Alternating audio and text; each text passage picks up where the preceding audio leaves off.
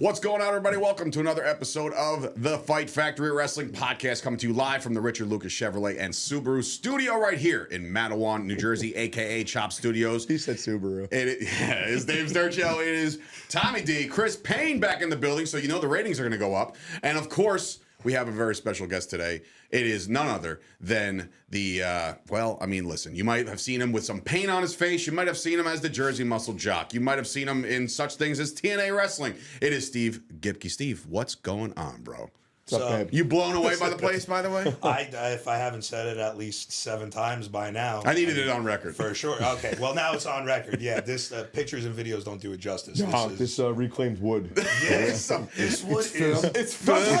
Don't touch it. Don't touch the wood. It'll shake. Don't touch the wood. It's pressure treated. It's firm. We also have a very special guest sitting in with us, and that's off camera. That is our boy Seth. He has been a marketing guru and doing all the AI fun shit and graphic work and everything that you've seen. He's the one who put together the entire Moth and Latimer video with My Way as the thing. He's a hero. What he really is. He's a folk hero, and I want to say thank you. Comic-Con commander. Comic-Con, giving out all the flyers at Comic-Con, which is awesome. Which I'm sure that went well. I saw a big attendance. I saw the Macho Man there again. He's everywhere. But anyway, it is time to buckle up. He is a teacher. I know, which is crazy. He molds young minds, which is numbing to me. When I talked to him, I said, so how do you separate? He goes, yeah, I try to keep it away from them. And I'm like, yeah, I don't. It's impossible. Like they don't have the How does fucking that internet. work? He's got it like no one's fooled. It's time for the Pledge of Allegiance. No one's fooled. Superman wears glasses as a reporter. I feel like once you're talking like that for so much, it's not going to leave you. Right. Like one time I tried doing a Tony Montana impression at work. I couldn't stop for like 7 hours. I did it the entire day. I was like, I'm only going to do it for like one person. Well, even Macho Man's brother said that he never heard his brother talk normal again after he started with the whole Macho Man gimmick. Sometimes I think that was his voice. I just don't understand how the voices get like when Sean is sitting there and he's talking like this, and it's like he didn't talk like that when he was with the Rockers. Well, that's what my brother once said that. My brother, when I'm sitting there and I'm trying to change my voice as a young kid, trying to be Shawn Michaels. He goes, "What are you doing?" And I was like, "I'm just trying to be Shawn Michaels." I knew it made no sense. I just felt like I was gargling on fucking salt water. It could be from the pills and substance abuses. It does kind of mess with your vocal cords Scott and Hall shit. always felt like he had a twang to him afterwards, and he was a legit just. You know what I watched yesterday? Red meat. Yesterday, for the first time in a long time, the Fuji's entrance that he had at ECW. Yeah. Like, that crowd had no fucking idea who was coming through that curtain, and it was just amazing. so surreal. Anyway, we got a guest, Steve. What's How you going doing? on, bro? Yeah. Coming from the gym, I'm assuming. The smallest guy in I pro didn't do it wrestling with right that. I there. didn't give it away. Yeah, well, listen. So what do you do for everything? So, now listen, there's a lot of people might not know who you are, right? Because how long you been in the wrestling business? 16 years now. That's After 16 years, you'd think you'd take care of yourself. Right? You think you wouldn't fall off the wagon? Like, I mean, several times. Yeah, But, you right. know, it's your definition of falling off the wagon is different, than other people's definition. I fell off the wagon this Sunday, so it's okay. Now I need a new wagon. So wait, what's falling off the wagon? Do you not bench pressing 2 550-pound dumbbells? I Is would that just say falling the off the car wagon? breaking down in the middle of the night on the way home, and then Why didn't you pick the fucking thing up and carry it home? You could have got your you cardio told me that in the that cop way. nudged you, and then Payne, I don't know if you've ever done this as an officer, but like if somebody's broke down, do you sometimes get behind them and give them a little boost to kind of guide them off the road? We got nudged. No. Okay, well, he got nudged by a trooper, I guess. Yonkers watching he push No, I'm going to wait there for maybe 20 minutes just to be nice, and then I'm going to be like, all right, good luck with that toe. Call us back if you need us. I was just, Exactly. My whole thing was, out of all the places to be stuck in, right? There's no. And you're offense coming to off the Yonkers. high of Bound for I'm Glory. coming off the high, right? It was one of the most amazing shows to be live for and to watch, And it's just, no offense to Yonkers, New York, but it just doesn't help that I watched the Sons of Sam documentary in the same week, and then it's like 3:30 a.m. and we're sitting on the side, and I'm just like, oh, Yonkers, New York. Yep, this is where David Berkowitz is from. And then Tony's just sitting there. He goes, who the fuck's a David Berkowitz? What are you talking about? And then he's just like, did you call AAA? And I'm like, I'm on it. And then I'm like, it's okay. At least we're not sitting here in the dark. 10 seconds later, all the lights go I mean on. this with all due respect. Yonkers is a fucking dump.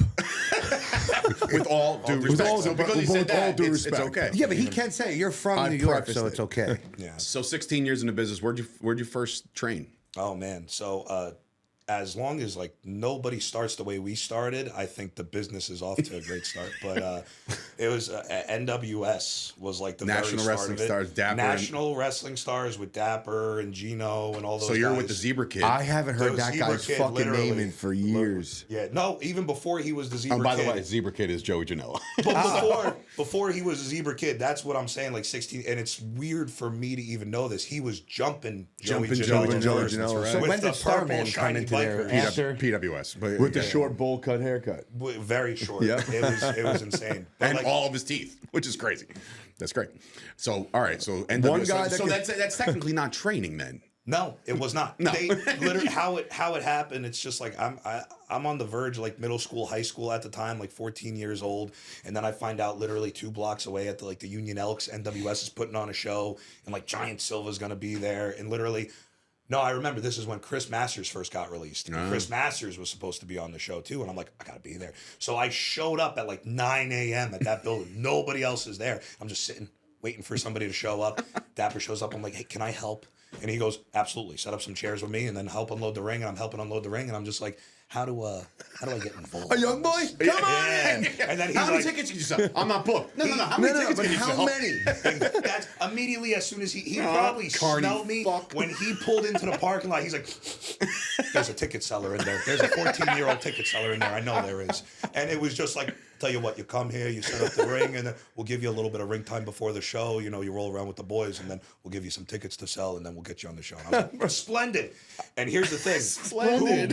Who of course was on that because like I'm there, right? And this is like I'll never forget. It's like 2007, 2008. I'm gonna guess this. So go ahead. Okay, I'm calling Tony. I'm like, get over here right now. We could get some ring time in here. We could bump and everything. He's like, oh, he's like, okay.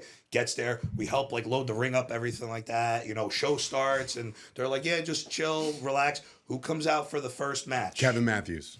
No, he actually was in the crowd. Oh, okay. Because he had just finished his time in Deep South. Okay. And he's actually heckling and everything like that. And Dapper and him are like going back and Kevin forth. heckling. Stop. Go Yeah. on. This was before he was like. I don't believe it. This is before he was shoot heckling, or maybe he still was, you Right. know. But then first match, of course, who comes out in the tag team match but Chris Steeler, Ah. you know. Interesting. So- Wasn't going that way.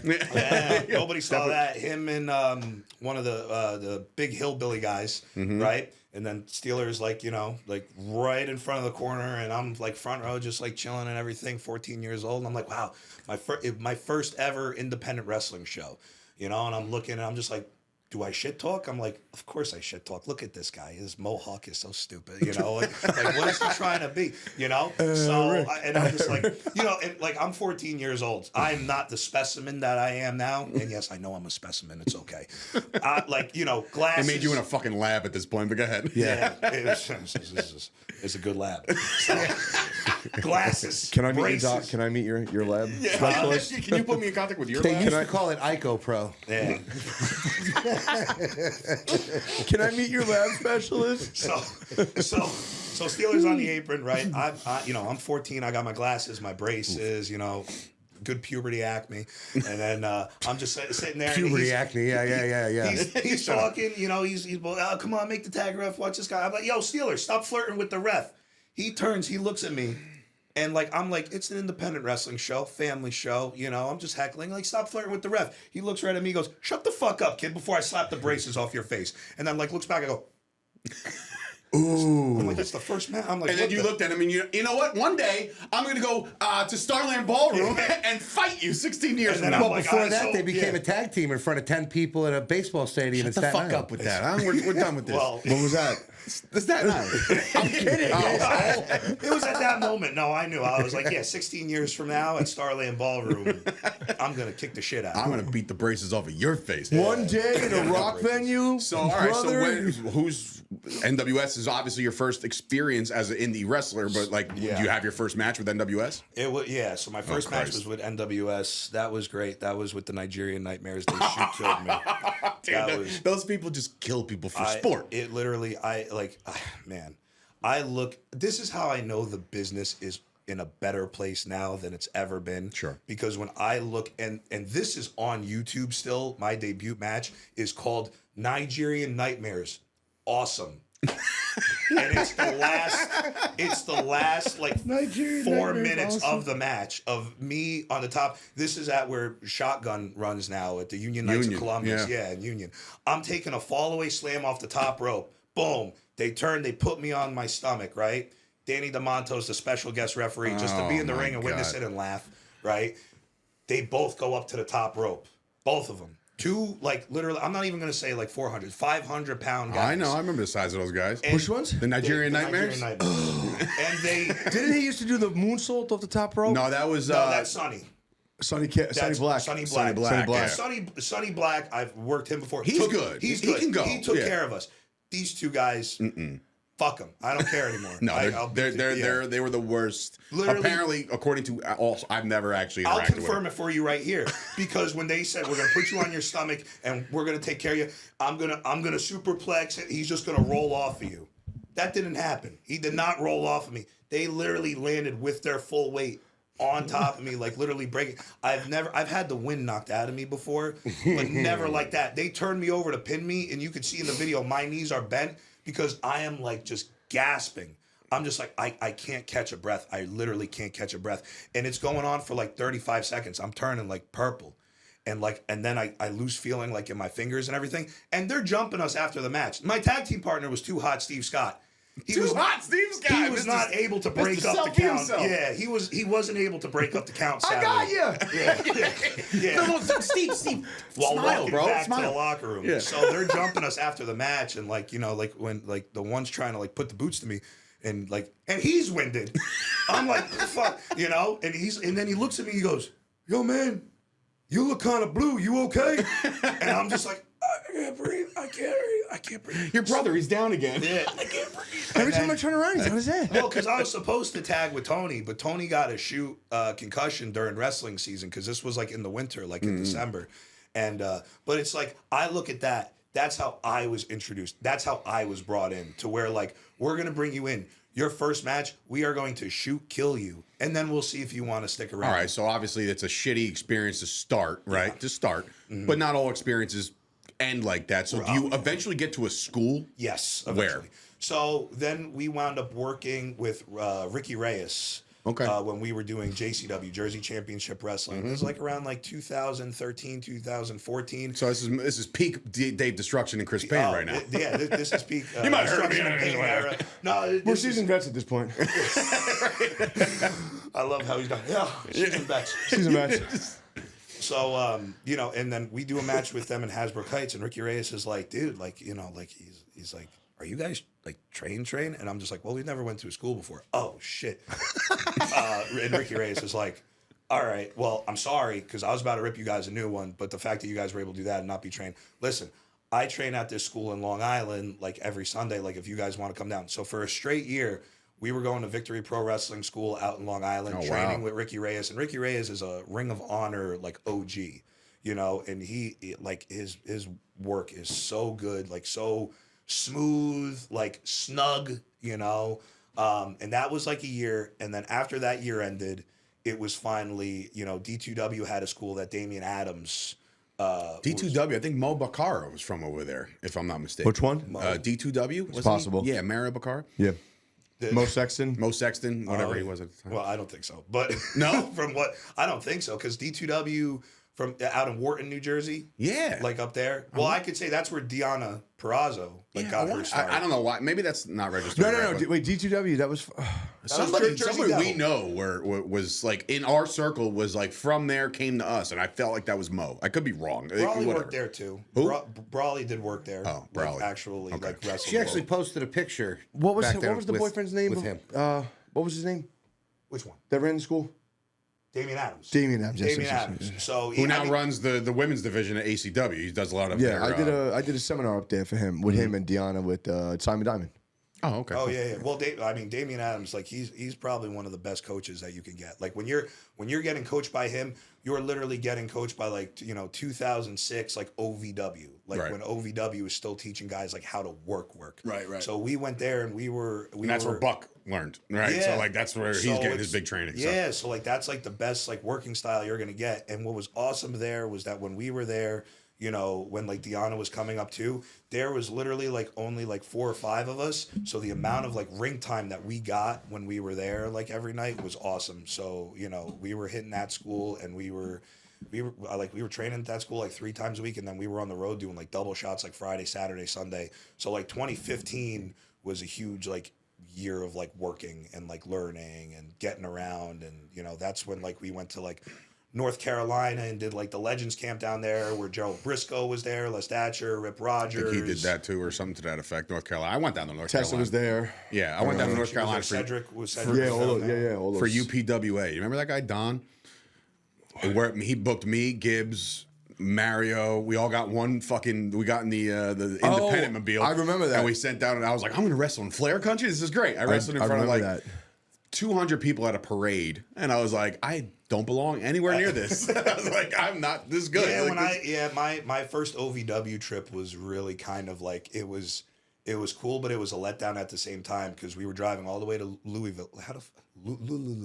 Louisville. Louisville, Kentucky. I'll never fucking say it right. And we're driving all the way down Bucci there. land. And yeah. And they're like we're gonna have a show. You guys are gonna make your like OVW tag team like debut and everything like that. And then the next day we're gonna do a full day of training. I'm like, this is sick. Like, and I'm gonna wrestle in like that the historic venue and everything like that. The show was in Elks Lodge across the street from the school, from like the warehouse where like everything is set up. I'm like, what? Why isn't the show? Was that a house show? Yeah, like it was a OVW house show. I'm like, why isn't the show across the street, like in the? And I'm just like, Elks Lodge. I was like, I could do this at home, you know. And I'm just like, oh well. So like it on the books, like we did it, and then the next day when we walk into, you know, now it's like transformed and it's been redone and everything. But like we walked in there before like a finger had touched it, when they still had like Brock, Cena, Shelton are all on the wall, like all the graduates and everybody that came out of there. And we're walking through and I'm looking around. I'm like, whoa, this place is a piece of shit. But it is a glorious piece of shit. Like if you know the history, you can just smell it. Who was training at the time you were there? Rip Rogers still? Rip was still there, and you know, yeah, Rip is not that Rip. yeah. That I've had so many Rip Rogers seminars that, man, let me tell you, Yeah, listen. the amount of knowledge and experience you get just sitting there listening to him. Mm-hmm. He'll talk your ear off. Yeah. All right. So obviously, I don't know. You guys can jump in at any time. I don't want to take up everybody's questions. I mean, You sure? the only one who's being semi-silent over there is the officer. What are you talking about? You're the fucking. Yeah, you know what? Shut the fuck up. You shut the fuck up. I hate everyone. Just woke up. I know. He just woke up. Give him a break. You Give know, him a he was in his Shirley Temple third or dream. something, He you still know? hasn't told me anything about the real questions that I really need to know. What? I don't know if you've heard back from any current champions. No. I'll show you. Cool. I'll show Well, you. what time is it? What time you got? It's 4:23. So. Oh, it's past 4:20. That's Eastern. That's Eastern Standard Time.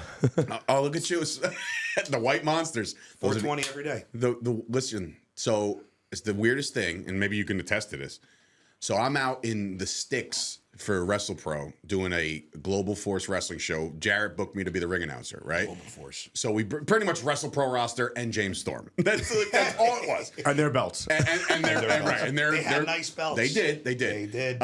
So I'm with James Storm, and he's like, "Anybody got any pre-workout?" And I was like, "It's at the hotel. Like I don't have it now. Like so I don't, because I'll just go to Old Reliable." And I was like, "What's that?" He goes, "White Monster and gummy bears." And I was like, Yeah, the sugar from the gummy bears. "What?" There you go. And a He's ri- like- and a he's Rice like, Krispie treat. That's all I need. And I was like, "Really?" I was like, "That's so cool." So like I learned that the White Monster and White gummy Monster. bears could serve as I a mean, Steve, you pre-workout. look like you work out. Does Listen. the Rice Krispie treat before you go into the gym, isn't that supposed to be good too for... If you've been dieting for like a solid like 6 months straight and been really disciplined, then yes. But if you haven't been dieting, then a Rice Krispie treat is just a Rice Krispie I wasn't sure if it was. I wasn't sure if it So was let me real. tell you right now, the Rice Krispie treat for you is just a Rice Krispie treat. Yeah, that's I'm not not a huge Rice Krispie But I'll treat tell fan. you what, this thing, I mean, they say you are what you drink. So here's to a White Monster. See, I drink the Man, that must C4s. be a fucking Let, beer. let me ask you this question. Do you indulge in the alcoholic beverages? On like every once in a while. It's got to be like, I used to have a rule where it was like I drank 6 times a year. Summer fucks that up. But like besides that, I would say for the most part, it's like Halloween, Christmas Eve, New Year's, Memorial Day weekend. So that's 4. All right, keep going. 4th of July. I was gonna say we're not even out of May. 4th of July. That's 5. Labor Day. And then Now, is it Labor Day. beers? No, I don't like beer. Well, what the fuck did you drink when we went to Creed? When we went to Creed? Yeah, what were you drinking? Oh, you were gonna have a solo cup of some variation. Yeah, or something like that. I Yeah. like mix. I'll do gin, man. Like Gin? a Bombay Sapphire. There you go. And then pour one of these bad boys in and mix it up and just drink. And your heart that. goes. So now, I got too used to the Four Locos before they got recalled. So. Oh well. I was gonna ask because when I went down for one of the tapings in Florida, and I mean everybody that was in NXT at the time was at this house because it was such a Calvin's 30th birthday. Yeah. And dangerous. Dangerous. That's the word. We'll That's go how. Yeah. That's how most of them. Are. They were making pre-workout margaritas. It was Jesus Christ. No. I'm sorry. What's the other ones? Oh my god. Like protein shake. No, Margaritas? not what the fuck. Pre-workout protein. No, Creatine. no, Martini? no. The other fucking thing you do for recovery. Meth? No. Where the For fuck do you recovery, recover? well, creatine. I would No, say. the other stuff. BCAAs. Yes. Okay. It's like NCAAs, but with bitches. Exactly. I love that. It was, Get that it tatted was on me somewhere. margarita. It's gonna be a long time. Margarita BCAAs. Margarita BCAAs. It was margarita mixed. That's my party. Like that's like literally like I'm No. considering it. No. But I was throwing up at tapings. They use the wrong kind of amino acids. And I had to go in and work. He yells I at had us to all the time. work. High hell. I don't know why I didn't get signed. But just like yakking over You there. pretty much went through like the Flair boot camp. Yeah, it was. You know, destroy your stomach and reminds me then of- do an hour brawl. That reminds Well, me of remember Warrior. when Pat started drinking with us? Well, I don't know if you were around for some of those times, but every time before we went out, I used to actually hang out. No, with I Pat actually Buck. had a job. Yeah, well, I used to hang out with Pat Buck, and he was actually social for a little while. It was while. crazy. Oh, no, please Yeah, stop. stop. Just don't fucking. What do we? Don't and kill then, him. No, so just stick him off, back elbow, up and over. That's all he does. 17 minutes later, you're Man, like, is practice still on? Anyway, He's he used to looking up make- while he's doing it. Yeah, too, yeah, right? yes. And then sometimes, like when he's processing it, he'll look down. Dude, there was one time, I don't know who pissed him off. I don't know. Payne, I don't know if you could test this being at the same practice as me on this one. But there was one time the one kid kept asking the same questions. And he took it, like Pat lost his shit. He takes a back bump, like in the ring. Just in the right? middle. But then he takes his finger, starts gigging himself. Oh, I know. But he doesn't. It was the motion of gigging. He didn't actually gig himself. But that was his expression of saying how mad he was. But anyway, Wasn't it Emma Touchin? yes. I know exactly who it was. Was it Falcon Arrow? Yes. Yes. We called this kid Falcon Arrow. They threw his they threw his bag in the trash. In the garbage, yeah. Good times. At least they didn't. The reason why I bring up Pat is because he used to, before we go out, he said, we got to take a Mr. Perfect shot. I was like, what the fuck is a Mr. Perfect shot? Oh, boy. It's just strictly whiskey warm. But that's what Mr. Perfect used to take before every match. Before every So that match. would be whiskey neat. Yeah, well. Goes to no- show why the matches were so damn good, huh? Talk about I mean- it. Well, so we did that before our OVW debut because like that was like that's like the Southern kind of tradition where you take a shot like before the match and everything, and like they were like, guys, you guys got to get a good buzz, and we're getting a good buzz, and Brian Johnson was in the match too, and I felt so bad because my wrist tape was loose, and it's the only time I've ever used reusable wrist tape. And that was the last time I ever used reusable. And there's just a long, like Brian gets me in like a headlock takeover, and the shit's wrapped around the both of us like we're fucking the mummy, And then he's like, hold on to me. He's like, what is this shit? Like he's like, what are we, Boris Karloff right now? He's like, get this shit out of here. And I'm like, this is fucking, I don't know. And then I remember getting to the back. I'm like, I'm never like drinking before a match again. I get it, like like for I guess take because the edge off. appreciate- I don't know. What does it even well, do? because I love the business and I appreciate the business, if that is historically, like from what I was told, like the tradition, I will do it. But now being able to, once you're this amount of time in, it's like march to your own drum, do what you want to do. And I'm just like, for me, I'm just like, somebody's trusting me with their body in there, and I'm just like that would be so disrespectful to do. Like, back then we were kids and we were just like doing what we were told. But now like I'm looking at that and I'm just like, I think it goes for everybody nowadays. If you're gonna like drink or do it after your match. Like Yeah, just of do course. it because if you're doing it before, like the 80s were You're gonna the wind up like 80s. Justin fucking Credible and wrestling this guy. Like, which way do you super kick? He literally goes, what? it doesn't matter. And then he kicks Whichever my foot head comes off. at your face, that's the one. Right. I'm like, what the fuck? What was it? Was that Teddy Hart, the one? Oh, Teddy Hart's another fucking. With the he has a- 9,000 fucking Misty flips off the top of the Oh, cage off and the throws cage, out yeah. everywhere. That was at Rawway. That was at Rawway. And that was Rawway? And B-boy, Jack- him you and broke Jack- my clavicle. B-boy. Yeah, him and I Jack remember that Evans. promo. Yeah, Jack Evans. Wow. Holy shit.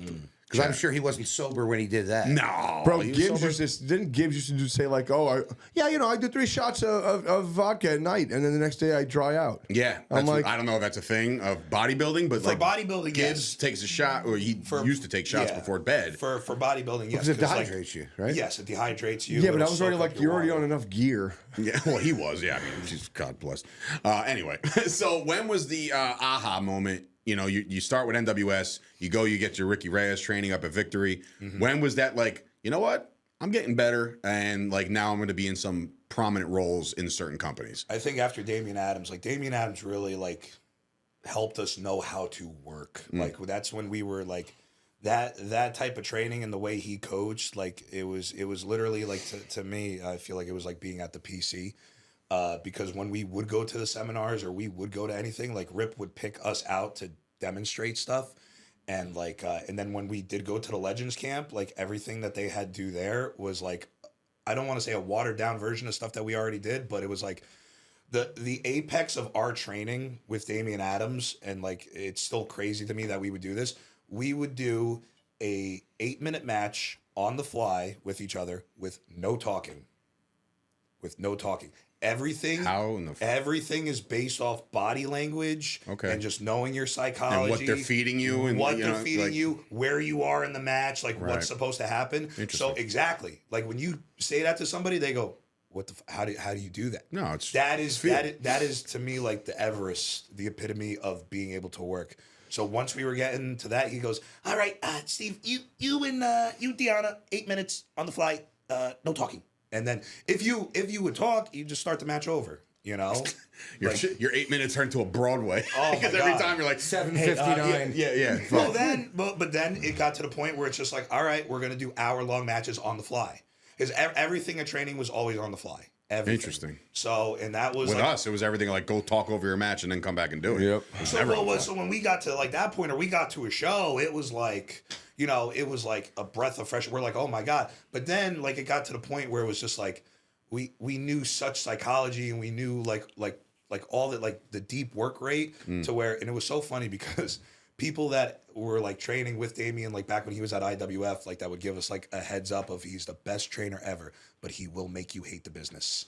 And then like after a year of being there, and then we're at shows, and then we're trying to put stuff together, I'm like, oh my God, they were right. Yeah, well, Pat said that at open house for when I first started. He was like, just so you know, everything you think you know about the wrestling business and everything you think you know about your life in general, you'll forget about it in about 6 months. And I was like, he's so full of shit, right? And 6 months later, I couldn't think about nothing else. I couldn't talk to anybody normal anymore. It was like a weird thing, and I thought I was fucking Ryback and shit.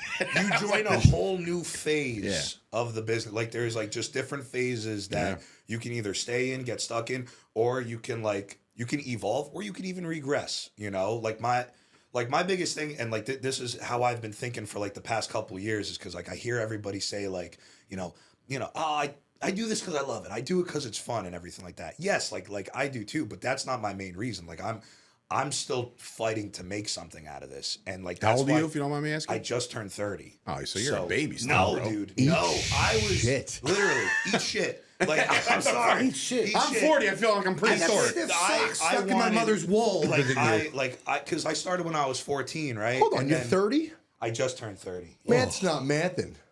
You're right. Well, I was born 95. Oh my It's all god. about the vibe. It's all about the vibes. I still carry my Blockbuster membership card with me. Good boy. Like, and you're That's still what I'm and you're saying, still it rocking the doesn't add up. baggy Jenko jeans or It whatever. doesn't add up. He's got a Blockbuster card. He's only 30. Are you Get the proving fuck- it? He's proving it. He has a Wow. fucking Blockbuster card. No, I don't doubt that. And it looks brand fucking new too. Yeah. Look at that. Well, I Blockbuster haven't closed used it down in a while. 15 years ago. You know? Wow. Last still video real I to me. rented, I believe was WrestleMania 8, 9, whatever the Vegas. The Vegas one. I didn't even get. no. I wasn't even able to go into the wrestling section. I couldn't really like my Blockbuster by my house. I'm not sure if it had a wrestling section, but let me tell you, my wrestling DVD collection. I probably could open up a warehouse. So, Steve, tell me, what exactly is the greatest pay-per-view of all time? Let me just say. Oh, God. Let me just say. Good night, folks. I knew this was going to come up. Okay, good. I knew this was going to come Great, up. because I want to see if Payne is in the because he's a fan like you. I'm ecstatic that this is actually a well-known inside joke around the Northeast like wrestling like locker rooms now. Right. Because 6 months ago, I was at the Elite Pro Wrestling School up in New Hampshire. It's one of the WWE ID schools, and like so I'm all the way up there, right? And we're in the locker room getting ready for a show. Brand new kid like comes up to me, you know, he's like, "Hey, Steve, nice to meet you." I'm like, "Oh, how's it going, man? Nice to meet you too." And he goes, "By the way, I really like Survivor Series 2002." And I'm just like, I was like, amazing. And I was just like, "How the like, where are you from?" And he goes, "I'm from Concord." And I'm just like, "How did you?" He's like, "I just heard stuff, you know." And I'm just like, that popped me. I was sold. I was like, this shit's getting around, huh? Yeah, And I'm just yeah. like, And you stand on that hill, and you'll die on that I'll hill. fight to the death. I'll fight to the death. Well, I What do guess you there's gotta only say? two of you on the hill. What goes up against it? Nothing. Main event was obviously the first ever Elimination Chamber, right? Shawn Michaels, my guy, wins the title, so that's perfect. And Go ahead, talk shit about in his the gear, that's shittiest fine. gear of all time. Yeah, Listen, yeah, that's fine. I'm a Sean guy. Go with the brown. bag. Yeah, Turd Brown They with like. sold that action figure too. I know. You asked Payne, I'm sure Chris he had has it. it. Worst figure I've ever seen in my life. I have it too. with the man With the bob. mom With the cut. bob. Yeah. Well, So- Looks like fucking He-Man. Who? So off the top of my head, I'm thinking that's the main event. Is that Steiner's debut? Yes. Yes. Okay. So he Yep. beats up Nowinski and Hardy. and Hardy. Right. They were a little tandem there. What else? Was it Brock and Big show? First time ever. Okay. Yep. See, I'm thinking it off the cuff here. I know the whole order Benoit of the card. and Angle. No. Benoit Angle As a team. as a team versus Lance Storm. No. No. SmackDown 6, all in one match. Who is it? I don't know. It's Kurt and Benoit versus the Guerreros versus Edge and Rey Mysterio for the tag team titles. Wow. Jesus. Triple threat elimination tag team match. Wow. Which was stellar. And of course- you know what the opener was? Opener. Tajiri. No. So I know. 6-man tag team tables elimination match. It's Rico and 3-minute warning versus Jeff Hardy, Bubba, and Spike. God damn it, Jeff! Yeah. And then and ends with Bubba and Devon reuniting in the middle of the garden. Yes. Incredible. Like that was the opener of the show. Like give me and then the one women's match on the show. The one women's match on the show, and this is in 2002, is Trish Stratus And Lita? versus stop. Trish Stratus Let the man finish. versus Victoria, right? In a hardcore match. Right? What the fuck? It's like what the fuck? Like, how do you? What else? Come on, just throw me. What throw else me you got? something else. Throw me something else. You know, That's the funny. cruiserweight title match was Jamie Noble versus Billy Kidman.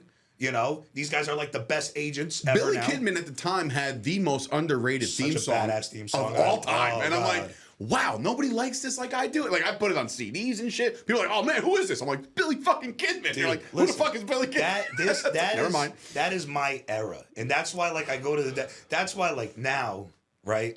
It's not even like the character like I've become or morphed into because it's like Jersey Muscle Jock is so generic. It's easy. Like you look at me, it's what it is. It's just like now I'm just promoting and living like my era, like the vibes from like that whole early 2000s.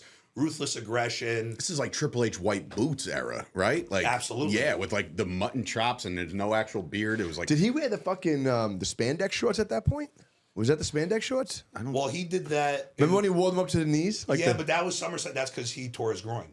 Yeah, that's because he tore his Is this groin. also the one RVD? Doesn't he like bust his like he Over the throat. His knee From comes the- over wow. Triple H's throat from the 5-star because he was like too compact. And Mm-hmm. and he's still, you know, like Triple H still finishes a match.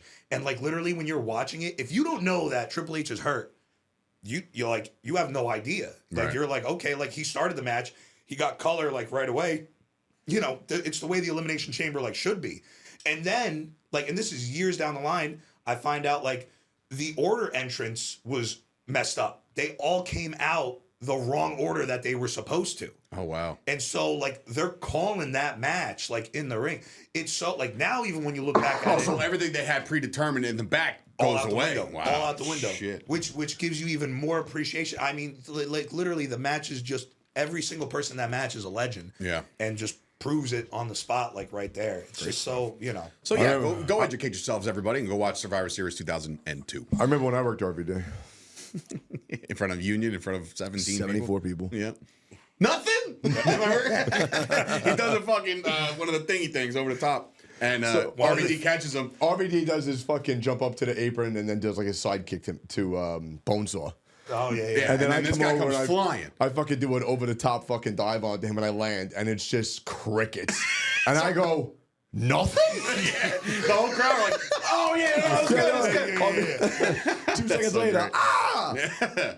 nothing? Oh man, you gotta show him that Popping for video. Rolling Thunder, but he does a whole tope to the outside. And Yeah, all bust and all ass. you hear is CPA in the background go, oh! Because he was taping the match for me, so he goes, oh! That's I amazing. got to work Van Damme. That used to be a dream match. Yeah. So who was your dream Hold match? on. The finish to that match was hilarious. We hadn't even gotten to the finish yet because he got there late.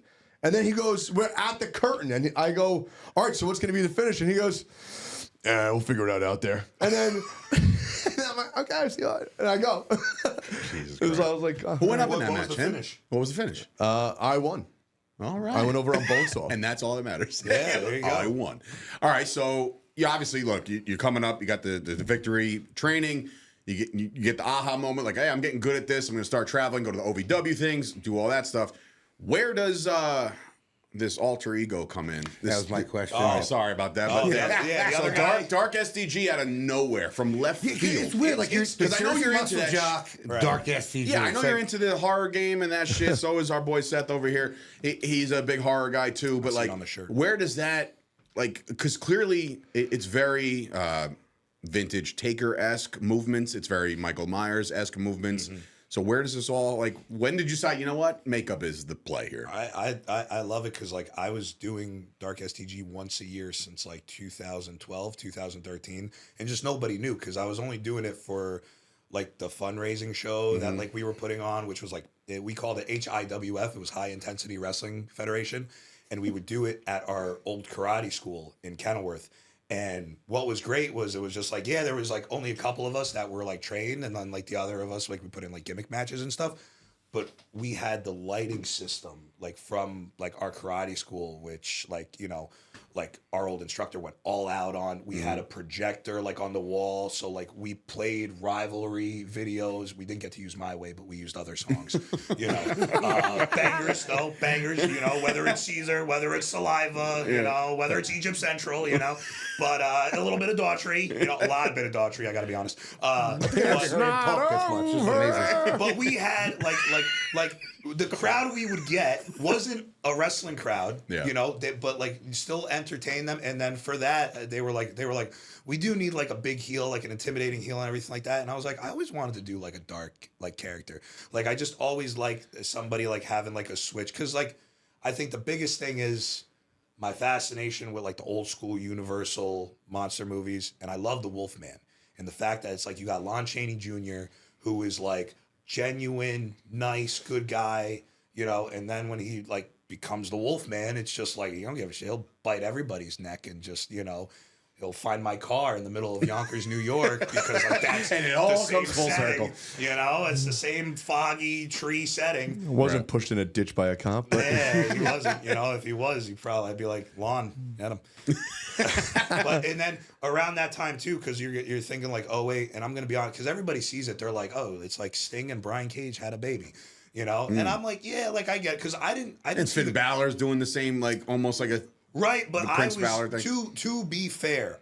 I did it before Finn did, or around the same time when Finn was doing it, kind of like in Japan. Right. I want to say like my first time as like Dark STG was like 2012, 2013.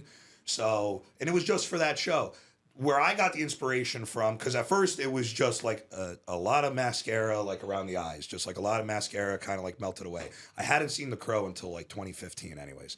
But my first inspiration for the face paint was like The Dark Knight. Because like when I see like Heath Ledger play the Joker, I'm like, that's different, man. That's not the Joker like I grew up with, like Jack Nicholson, or like watching in the comics or seeing in certain video games or whatever. what was his name, Romeo something, or like the original guy with Adam West? I forget his name, but Oh, that like the Joker. old school, yeah, Yeah. Joker. But like Heath he Ledger, was like, Spanish. yeah, he was. he had such an impact. Like on me, I was like, if I do something like that, but a darker twist on it, like almost like a demonic twist, you know, and that's when we started doing it. And then from there, I just kept layering it and layering it. I never wanted to do it on the indies though, because it was so special to me. And I was like, it's a badass character. It's a monster. And I'm just like, I'm still young. Like compared to like monsters on the indies, I don't have the size. Like I'm nothing, you know? So I don't want it to get washed away and I don't want it to be used bad. So when we're getting closer to like 2020 and everything, and like I'm just getting burnt out with the Jersey Muscle thing, and you always got to change and you always got to evolve and be different. And I was literally just thinking about like, I think I'm going to stop and I think I'm going to switch over to like mixed martial arts for a little bit, because it's like I am a first degree black belt. I have trained like Muay Thai. I did like amateur wrestling for 7 years, and I was like top 25 in the state. Okay. So it's like You're well rounded. yeah, like so. I always loved MMA and always watched it. I know you and me and Kevin are usually on those Yeah, triple like threads. So like, you gotta put your bet in on this guy. Bet on this. I'm like, I was I so don't know what mad the fuck because you're I was talking going about. to take Pereira in the first round, but because I was in Florida, Florida didn't let me use BetMGM, and I was like, it's okay. Maybe it's a sign. And of course, You need it to get wasn't. yourself. No, you need to get yourself a VPN. Yeah. Oh. Bro, you know how much money I lost on Frankie Edgar beating BJ Penn because my father-in-law had a guy, and I had like a lot. That was Dubai. I had a lot of money I was going to put on that, and he forgot to call the guy and put the bet in. It's an episode of Entourage. The fight happened. I'm fucking screaming like I had just won Brazil the lottery. is a lock. And I'm like, well, call him and see when the payout is. And he's like, what payout? And I'm like, excuse me? And he's like, I was like, for the MMA fight. He's like, Mo, I forgot to call. And I'm like, Oh, that hurts. bro, I had like $1,000. I asked him to put $1,000 on. I was gonna put like my closest story to that. I was gonna put 200 on Sean Strickland when he fought Adesanya, because I'm just like nobody sees that coming, and I was like I have 200 to spare, and I just have a gut feeling. And I remember I was in Connecticut like the one weekend. And I woke up that Sunday and everybody's like texting me like, bro, like congratulations, like oh my god. And I'm just like, what are you talking about? They're like, dude, Strickland beat Adesanya. I go, that was last night. And I was like, oh, I thought it was next weekend. And I'm like, no. And I'm like looking up the highlight, and I'm just like my heart just sank. And I'm just Yeah, like, I was defeated. it took this and a lot of tequila mixed with this to like make that go Wild away. common tequila, that is. Anyway. Thank you, Tommy. So, all right. So the Dark SDG thing, it takes off. Mind of its own, look of its own. People are starting to embrace it a little bit, and then now you're getting bookings with this thing. Where do you stand now in 2025? As we'll get into the TNA thing in a couple minutes, but like, where do you stand as far as like your preference? Like, do you have a preference of what you would rather work? Because we as a company, Right. had no, and this is no offense, but like no interest in the Dark SDG stuff. I don't blame you, because it's just, it has to be used properly. Right. That's just like one of those things where, and it's like, I get it, it's the indies, and I can always make the best out of the situation, but there's just certain situations where even if I make the best out of it, it can still come out and it could hurt the character. And it had such a strong start, and it was like getting over, you know, for like, I would say like for like at least like 2.5 years, like, you know, and the popularity's growing and whatnot. And then there were just so many situations and instances where it wasn't put in a good situation, and I could only do so much with that, to then the point where it's like, now I'm getting turned off by it, because I'm just like, now, like, it's bad when I'm not even taking it seriously. Right. And Well, you're like, ruining your thing. yeah. Yeah. Not you, you know. Although what I mean. Gino yeah. painted up was kind of funny. He looked like a midget dressed as Dracula That for poor Halloween. kid. God, I still bless that ankle. I still don't Like a forgive fucking the pedo in off runners or disguise. whatever the fuck they're called. Like, I don't forgive them at all. And I like those guys, but it's just like, man, take care of our boys. He looks like a pedo in disguise in that. Anyway, so you They'll never Dark, find me. Grandpa from the Monsters. there. Oh, Wow, Yes. there it is. There it is. I know officers probably got a jet in a couple minutes, so let's. I do. Do you want to have Seth jump in? All right, we're back real quick. Officer Payne had to go patrol the streets and keep us safe in New York City. In now is Seth, who's still blocking his whole face, but just bring that down a little bit more and point the mic up towards your facha. There you go. So anyway, we're getting into the Dark SDG thing, what you preferred, but now it seems like you've gotten some bigger opportunities in the last couple months, year, right, with TNA. Did they have any remote interest in the Dark SDG thing, or like what sold them on you? Well, there was certain interest. I know the biggest thing that has been sold on me is just like years and years of just being on the same show as Tommy Dreamer, and then him seeing me evolve like over the years, and then knowing that I could work. I think like one time he showed me his phone, and like his contact name for me was like, it was like Steve Good Indie Worker Good. And I was like, oh, I was like, that's, I was like, abbreviated. I appreciate that. Like, that's cool. And it just like, you know, I've been showing up there just trying to get opportunities since like 2019. Like we flew down to Atlanta, and even before like Tasha Steelz was signed, and like I was there, you know, when she blew everybody away, just randomly, Tommy was like, Tasha, cut a promo for me backstage. And she cut like on the fly, like one of like the best promos ever. And then Tommy just walks away and he goes, see, that's why we should hire Tasha Steelz. And then boom, you know? Wow. So it's like, that's the whole thing, is just stay ready, you know, and like always. There's a guy who's always ready who actually wound up on NXT the other day, which is fucking wild to me, by the way. I popped for it. I was like, wow, I was like, this is so cool. And like, It's happening. Steph was like, don't you know him? I was like, yeah, that's fucking Cardona. She's like, oh, I knew that guy. I'm like, yeah, we all know. It's happening. Yeah, right. So anyway, all right. So you're getting opportunities with TNA. Where does that stand right now? Because you're doing a lot of cool shit with Mustafa Ali and being his security detail and getting in the ring and bumping around and doing all your fun shit. Yeah. Where do you guys like stand right now? Like, or you just, it's like a wait and see still? It's a wait and see, you know, it's a state of flux, and like all you can really do is stay ready, and like in any areas that you can get better, keep getting better, you know, and keep working, and just find quality work. Find quality work that's actually going to make you better too. That's the whole thing. That has a lot to do with your opponents as well. Absolutely, and the situations that you're put in, because like I don't care what people say. They always say like, oh, there's like no such thing as like a bad experience or whatever. Yes, there is. Like, because I've been put in them. Like, I've been put in just bad situations where I'm like, this is going to hurt me more than it's going to help me. You know, and are you getting pickier with your bookings now because of that? I've been that way for the past couple of years. Good, no, good, rightfully so. You've been in for fucking 16 years. You can do that. And it's I tell guys like Moff that all the time. I'm like, get selective now. Yeah, you're on the back nine, not you. It's the whole thing too. Where if the promoter's gonna really like take care of you, then yes, obviously, like you have more of a say. Like, what do you want to do? Are you really gonna take care of me? Bring me like rate, travel, everything? Then I'm a soldier. You know, and whatever you need, I got you, and I always deliver. And then there's the other case where it's just like, all right, like if I'm coming in, like, you know, and I'm helping you out with your budget and everything, then you got to help me out, or you got to let me do my thing and do what I want to do. Write that down. So, but like I've always had the sense of like being a good soldier and make sure you do what's best for the whole show in general, and it like.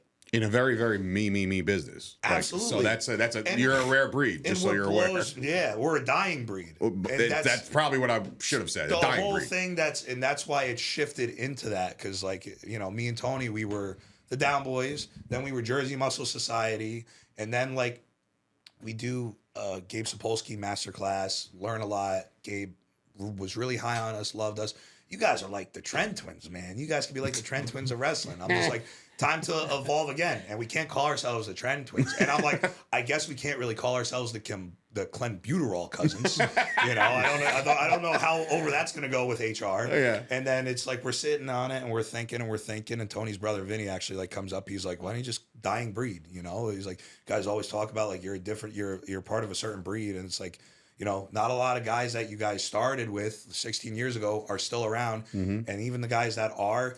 It's not like they're still pushing, like they're doing it because they're passionate and they love it, but they just so much shit has been thrown at them, and it's like it actually goes on like a promo I posted about like a week ago, because I'm seeing Richard Holiday and he's doing awesome, and I'm noticing like, wow, man, this guy is like, you know, he's posting a lot of good promos, you know, and then I'm looking at these other guys that are trying to post promos, and I'm like, yeah, these guys are posting a lot of promos. Doesn't mean they're good promos. And I'm just like, geez. Not everybody should talk. And listen, and my whole thing is like, there's a crowd that considers some of these good promos. Now, I'm not talking about Richard Holiday. I'm talking about these other people. I know exactly. And I'm like, you consider this a good pro?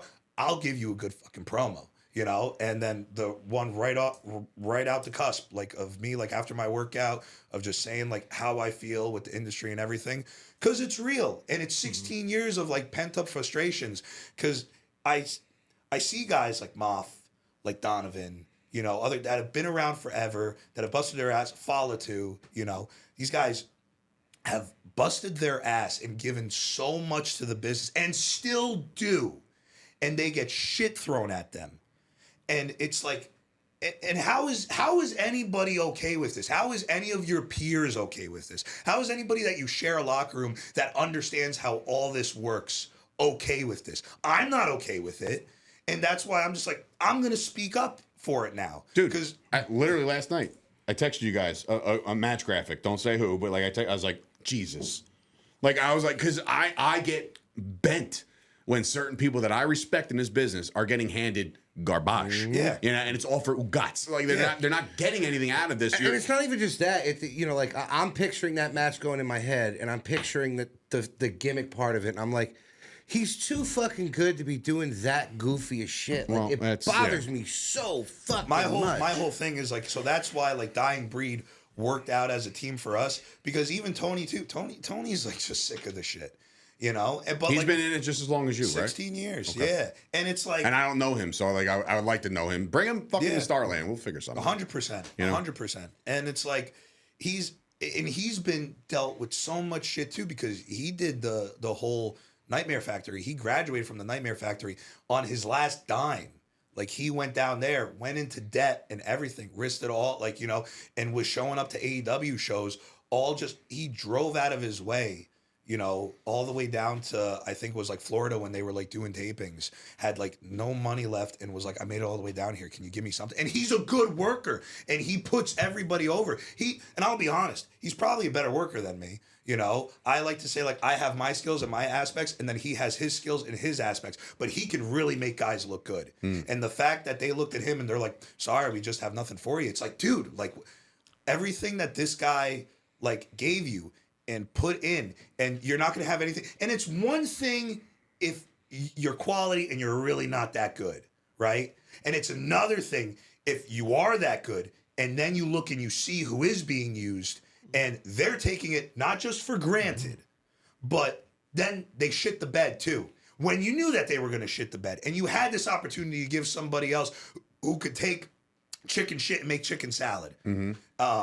And like it's like you can hear the aggression, and like you could hear like the pent up frustration, and I get it. Everybody's like, it's easy to vent, it's easy to bitch, and I'm like, yeah, that's fine. But then at the same time, I'm gonna vent and bitch, but at the same time, I'm still gonna work my ass off. I'm still gonna get better. I'm still gonna get my bookings, and I'm still every time gonna go into the ring and prove and show you that I might be a big guy. I can work. I can go and I can like have a banger match with nearly anybody. Well, guess what?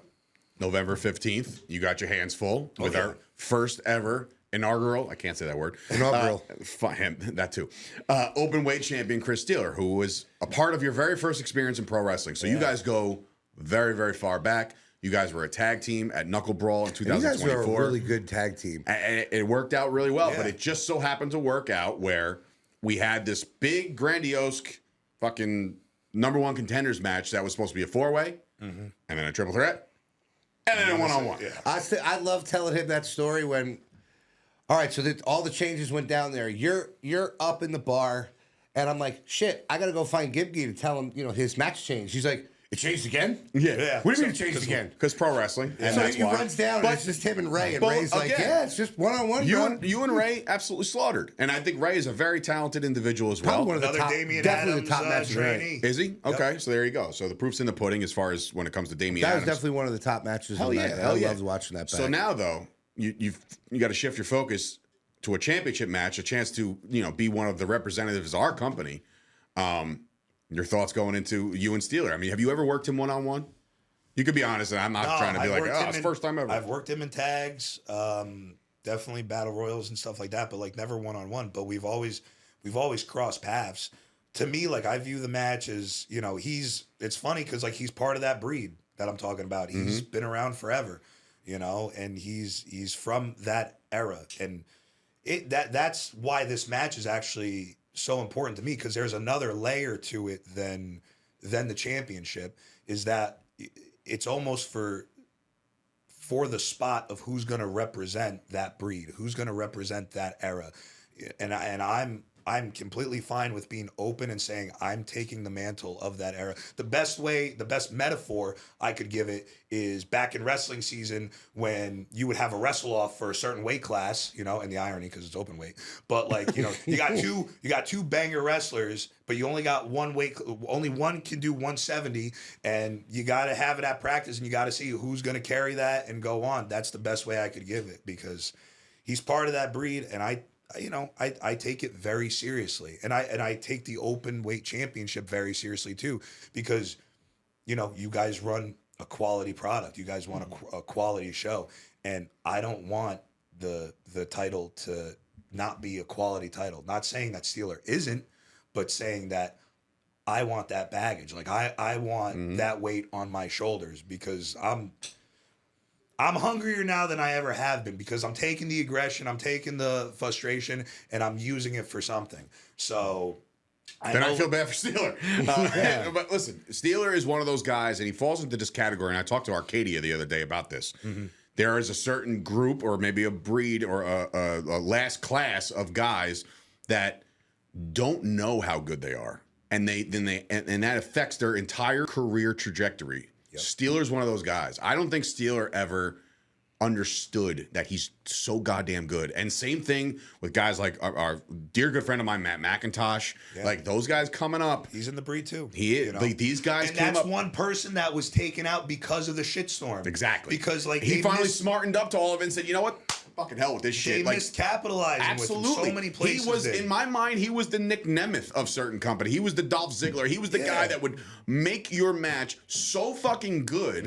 And then when it came time to the payoff, it was like, you know, did you grab a hot dog and a pretzel? Yeah, like okay, I'm like, what the fuck? And it's like he was in NWS too. Yes, you know, so like I saw him before the PWS days. Like I saw all these guys, and all these guys that were like quality, good workers, and I'm just like, how are these guys? And I think their confidence was smacked in the face by shitty promoters, by shitty independent wrestling promoter guys that are just like, nope, you didn't sell enough tickets this month, so we're not going to push you. Like, and I'll say it to I'll look in the mirror. The only reason why I got the pushes that I got earlier in my career was because I was the popular kid in Woodbridge. So people knew Dave over here, he's going to go wrestle. He might suck, but we're going to go support him. So like, what the promoters saw was, tickets. You're going to be in the Kevin Matthews stable over here. You know that reality check that had members like Amazing Red, Jay Lethal, and you're the next fucking class. I'm like, huh? Like, I had no business being in that thing, but they knew I could sell and market myself because I wouldn't shut the fuck up. Things have not changed. But what I'm saying is, like, I knew where my limits were, right? I was a decent worker, and I told you in pre-show, I could sell better than anybody. Why? Because my tolerance for pain was shit, and it actually hurt. So when people were like, look at the pain in his eyes, I wasn't selling, I was crying on the inside. I was like, this fucking hurts. Wrestling's not fucking ballet. Eat my fucking shorts. But what I'm saying is, everybody knows your strong suits, right? They look at you now. I look at you now as somebody that can absolutely main event any fucking indie, including go toe-to-toe with some of the guys that you see on TV. Oh, yeah. It's just a matter of how much fucking, how far up the ass do you want to go to get certain bookings? But I'm very happy to hear that guys like Tommy Dreamer knew who you were, knew you stuck it out the whole time, and now it's paying off because now you're at Bound for Glory or at fucking, you know, you might be security detail right now, but you know what? Once upon a time, CM Punk had a Tommy gun and he was fucking spraying off for John Cena. Things can happen, and I still think to this day that you're on the cusp of something just right there. He's too undersized. It's the problem. He's too skinny. Yeah, as long as you get in the gym. Let me tell one you, time. That's all I'm asking. Lift one fucking weight. From all the extra work that I've been doing over the summer, because like I was at SummerSlam, I did SmackDown, I did Raw, I did NXT, you know, TNA. Like I think like Dreamer was even saying, he was like, you're like the Rick Rude of security. He's like, I'm seeing you What's on he everything, doing here? You know? But in reality, no bullshit. Like sometimes security guard Steve shows up and you're like, okay, he's bigger than half the fucking dudes that are out there. Like that's ridiculous. Like you have to go like on it probably hasn't happened, but like let's just say you had to do a pull apart with Casey Navarro, and like you could put little broski on your fucking shoulder and fling him into the point like a cat. Yeah. There has been time, not recently, but like times literally before COVID when I did get extra work where I wasn't allowed to be involved, like kind of because of my size, and that was before I was even like big now. But that's the crazy thing, because now this past summer when I'm going there and I'm doing like pull aparts with like Logan Paul and Drew McIntyre, and I'm there and I'm standing next to Orton, and I'm like, dude, I'm not big at all. I'm like, this is, I am not, and I'm even Back at to the lab. NXT. Yeah, I'm even at NXT, but it's not like, you have to understand, like even meeting the Dark State guys, you know, like over at TNA, like they are units. They are, most of these people at NXT and down in the PC, especially the guys, like your average height is going to be 6'3". You know, these are 6'3", 265, 260 pound units that can move. Right? It's a whole nother breed. it is literally a whole nother breed. So now what I have to do is, yeah, I got to go back into the lab, but it's like not to put size on, but now to figure out how do I take We what want I to get taller, have. lengthen your knees out. Stretch your knee out. Yeah. Well, stretch out, but like use my athleticism and my mobility, because it's like I could do planches, you know. I've done 450s before. I don't pull them out or anything, you know, because I only You know, pull like out. Lesnar trying to do a fucking shooting star press. Yeah, I'm not gonna go that far. So do we get a 450 at Starland? If it calls for it, Well, or yeah. if the booker says do the fucking 450, you're gonna do the fucking. I'm doing it. I'm basically telling him that right now. You Yeah. should do a 450. He's gonna hit the star. He's gonna hit the ball. Yeah, look, Depends how much you guys actually like Steeler. So listen, before we get out of here, Seth, like do you have clicks. anything for Steve? Hey, I've got the non-wrestling question is what I got. I'm ready. Okay. Favorite slasher? I think I know. These are the important questions, Yeah. by the way. Slasher movie, right? Or just Yeah. slasher icon Movie. movie? Favorite slasher movie is going to be either Halloween Kills, Okay. right? Or Which one's that in the new that was the second in the new one? trilogy. Oh, the new trilogy. yes, okay. the new trilogy. That You like the new one better than the original? the first two were great, and then I don't even want to talk about ends. Yeah, the You know, the I just last want to one. pretend like So that didn't so what happen. did you think of the third one that had nothing to do with Michael Myers at all? Yeah. That's what he just That said. was- He said, yeah. Fuck it. That was one, like I'm watching Halloween Ends, and the direction that they're going, I'm like, they can do something here. They can make something. They can finally do something with this. And then they get to the end, and then what they do, I'm like, ruined it. Ruined it. It's just like a wrestling booking. I'm like, you fucking ruined it. What did you But think of Rob Zombie's? I liked it. I liked both of his. I thought both of his were awesome. The other Halloween that is tied for first place with me, and a lot of people don't agree with me, but it's Halloween 4. Like the return of Michael Myers. That, number one, the opening credit scene is one of the creepiest, like coolest, most fall ambiances that you're ever gonna see. And He like, lost me at the fact that one of the Halloweens, I forget which one, Jamie Lee Curtis cuts his fucking head off, and it turns out not to be yeah. him, right, or something like that. that's the one with But I'm like, Ja Rule. Yeah, but I'm saying like the head goes off. I think it was H2O. No, H2O. Yeah. That was the end So of H2O. they fucking cut his head off, and I'm like, well, that's the end of him forever, right? Because he's got no fucking And head then anymore. Resurrection And then all of a happens. sudden they're like, coming this summer, Yeah. Michael Myers. I was like, how? The guy got his head chopped off. Anything like post like horror really lost itself, I would say, between 2000 and 2006. You know, You don't think horror lost itself with 75 Friday the 13th movies? Jason Goes to Hell. Not for Jason nothing. Goes to I'm a Space. big fan of Freddy vs. Jason. I don't know about anybody Well, else. I like I'm a that huge one. fan of that one. That was it Absolutely. was solid. It was solid, but Because the girl in that is one of my crushes. The acting is so. That was it was horrific. on. It was on last week, and I'm watching. Babe, don't let me tell you again. Oh my god! Fuck you just say? See, now, as a kid, It for was me, Freddy all along. He killed my mom. I want to stay and just make sure he dies. I'm like, kill me. Just kill me instead. Kill In me my instead. theater seat. Kill me. Oh, See, kill so me. for me, because I was little when a lot of those were coming out, as a kid, it'd be cool for me to like watch it at night because like, oh, there's boobies on TV and then they're gonna die. That was all the Friday the 13th movies. No substance. No. Are you you're a fan This of you're a fan doesn't surprise me one of bit. stand-up comedy? Yeah. Pablo Francisco? Yeah. He does this thing where he's like, hello? Like he's like being the teenager in these movies, like, Billy? All right, well, I'm just gonna get naked and take a shower, so beep, beep, beep. And then he fucking get killed. Every fucking horror movie ever of all time. Anyway, so great question because it's segued What did you, into so fucking now a that whole we're on the bunch horror stuff, what of- did you Jesus think of Christ, the? we got a wrap here, dog. What did you think of the new Exorcist they came out with? Oh, Believer. With the two kids. I can't get into those. No What? fucking way. What a tragedy. I have a 6-year-old blonde What a daughter tragedy. that appears every so often in the Yeah, hallway. I don't know. In the Yeah. hallway, and I'm just like, usually I'm high as fuck too. I'm Believer, just trying to Believer sleep. is like, Well, probably like the most hyped I've ever been for a movie, and then let down. Well, because the makeup looked amazing on those two little girls, and then that was about it. They had no plan. They literally had no plan. When you're watching, like okay, They called it in the ring. Yeah, and they don't know how to call on the fly. They are just throwing. It's just like, yeah, we'll call it in the ring, and then it's just like take a Stone Cold Stunner. Like what? And then it's like, all right, get up, pedigree me. What? Okay, I'm gonna kick out, and then give me an RKO. Like what are you? Give me John Cena, AJ Styles, go. For every Which, by the way, was a banger. So for every exorcism movie, right? There's like layers, and it's supposed to like just pick up like during the actual exorcism. This was one where we got to the exorcism and they're just throwing random shit at the wall and seeing if it sticks. Oh, this is what we do in Jamaica, you know, to cure an exorcism. This is what we do in Rome to cure an exorcism. This is what we do in Australia to cure an. Oh, that didn't work, you know. So, but now like Mike Flanagan's got it. So, and I believe in Mike Flanagan. So, Well, the Al Pacino one I heard is atrocious. you know, homeboy stood in line for 3 hours at Comic-Con to meet Sigourney Weaver. I did. oh yeah, Yeah. How is she?